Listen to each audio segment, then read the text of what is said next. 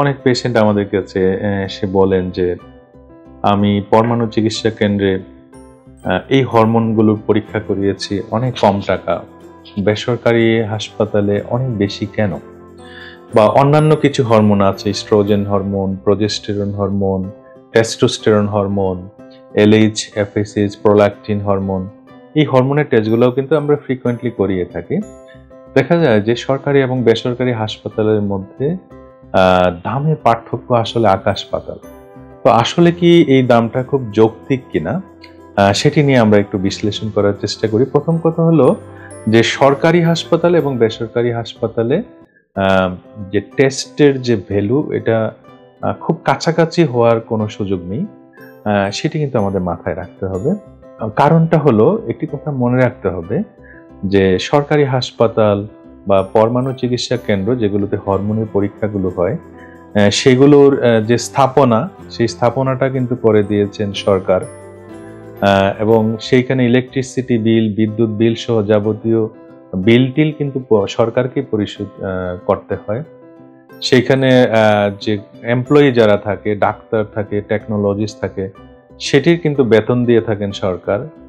এবং সেখানে যে একটি পরীক্ষায় যে রিয়েজেন্টগুলো ব্যবহার করা হয়, সেই রিয়েজেন্টগুলো কিন্তু সরকার কিনে দিয়ে থাকেন।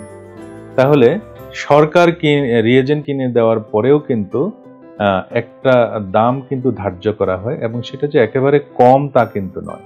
তাহলে আমাদের মাথায় রাখতে হবে যে এই যে এতগুলো বিষয় জড়িত আছে, আমরা হয়তো একটা রিপোর্ট করার সময় সরকারি হাসপাতাল এবং বেসরকারি হাসপাতালের দামের তারতম্যের জন্য বা দ্বিগুণ বেশি থাকার জন্য কিন্তু অনেক বেশি সমালোচনা করি, এবং না বুঝেও অনেক সময় আমরা হয়তো কথাটি বলে ফেলি। তাহলে আমরা যদি এভাবে বিশ্লেষণ করি, যে দেখা যায় যে বেসরকারি হাসপাতালে একেবারে একটি জায়গা কেনা থেকে শুরু করে, হাসপাতাল তৈরি করা থেকে শুরু করে, বিদ্যুৎ বিল থেকে শুরু করে, গ্যাস বিল থেকে শুরু করে, তারপরে ডাক্তারদের বেতন, টেকনোলজিদের বেতন, রিয়েজেন্ট, সেগুলো সবকিছু যখন আমরা বিচার বিশ্লেষণ করব, তখন কিন্তু এমন একটা দাম ধার্য করতেই হয় যেটা যৌক্তিক হবে একজন একটা হসপিটাল বা একটি ডায়াগনস্টিক সেন্টার চালানোর জন্য। যে একটা যৌক্তিক লাভ কিন্তু তাকে করতেই হয়, তা না হলে কিন্তু হসপিটাল চালিয়ে যাওয়া অথবা ডায়াগনস্টিক সেন্টার চালিয়ে যাওয়া বেশ কঠিন কাজ।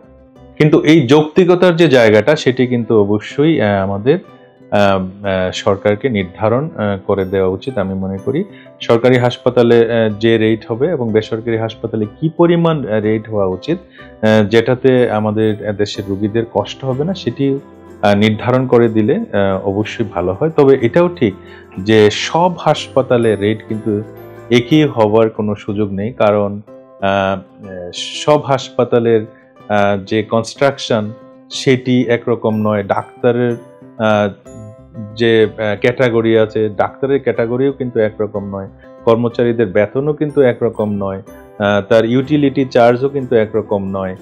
তো সবকিছু মিলিয়ে আসলে সব হাসপাতাল যে একই রেটে যে হরমোনের পরীক্ষাগুলো করতে পারবে তাও কিন্তু নয়।